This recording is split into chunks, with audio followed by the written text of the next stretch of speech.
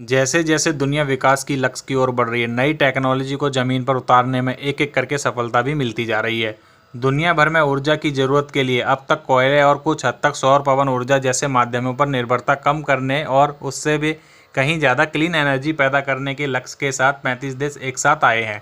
France में international thermonuclear fusion experimental reactor बनाया जा रहा है, जिसका लक्ष्य यह पता लगाना है कि भविष्य में वैश्विक ऊर्जा स्रोत के तौर पर न्यूक्लियर फ्यूजन का इस्तेमाल किया जा सकता है या नहीं।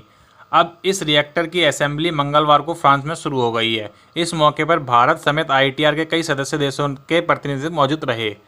आइए आपको बताते हैं आईटीआर क्या है और कैसे भारत इसमें अहम योगदान निभा रहा है।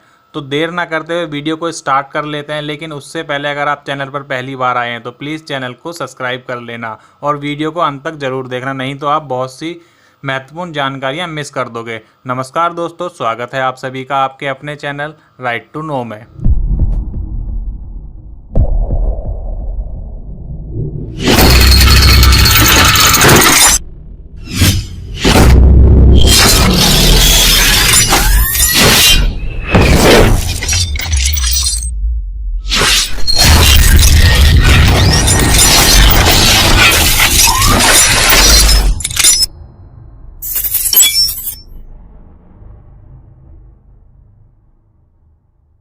तो दोस्तों, पहला सवाल है क्यों किया जा रहा है यह एक्सपेरिमेंट। इसका आंसर यह है कि यह रिएक्टर एक एक्सपेरिमेंट है जिससे आम लोगों तक ऊर्जा नहीं पहुंचाई जाएगी, लेकिन यह एक ऐसा मॉडल है जिसके सफल होने पर यह पता लगाया जा सकेगा कि कैसे कमर्शियल ऊर्जा उपलब्ध कराने के लिए एक ऐसा ही रिएक्टर को सटीकता से बनाया जा सकता है।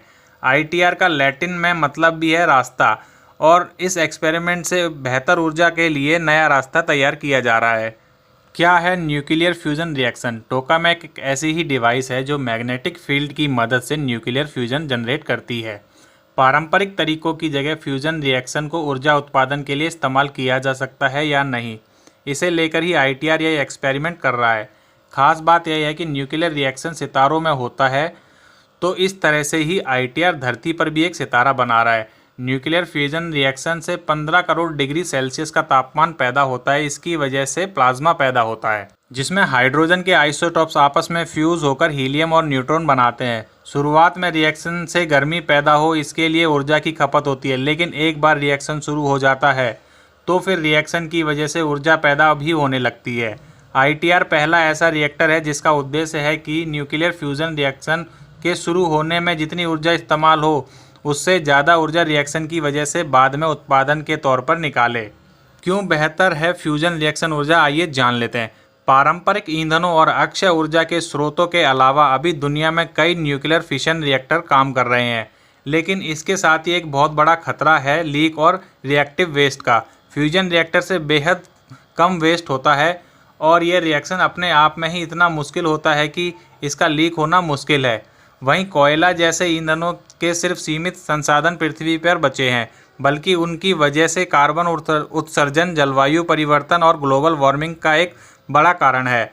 दूसरी ओर अक्षय ऊर्जा अभी भी वैश्विक स्तर पर ईंधन के विकल्प के तौर पर इस्तेमाल नहीं की जा रही है। आईटीआर को इतना अहम क्यों माना जा रहा है? आईटीआर पहली ऐसी डिवाइस होगी जो लंबे वक्त तक फ्यूजन रिएक्शन जारी रख सकेगी।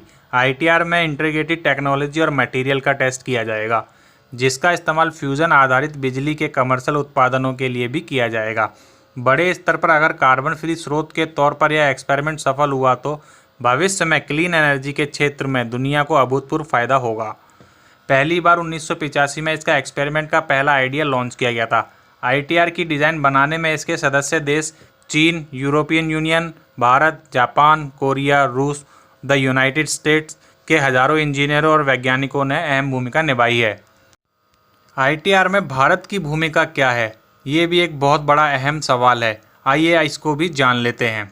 भारत इस एक्सपेरिमेंट में 2005 में जुड़ा था। लार्स एंड टर्बो हैवी इंजीनियरिंग ने 4000 टन की स्टेनलेस स्टील से बनी क्रायोस्टेट के लीड तैयार की।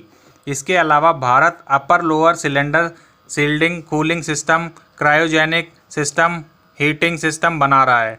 क्रायोस्टेट 30 मीटर ऊंचा और 30 मीटर डायमीटर का सिलेंडर है जो विशाल फ्रिज की तरह काम करेगा और फ्यूजन रिएक्टर को ठंडा करने का काम करता है। तो दोस्तों आज की वीडियो सिर्फ इतनी थी। आशा करता हूँ आपको अच्छी लगी होगी और आपने अंत तक देखी होगी। अगर आपको वीडियो अच्छी लगी तो प्लीज़ चैनल को लाइक, शेयर और सब्सक्राइब कर देना। धन्यवाद।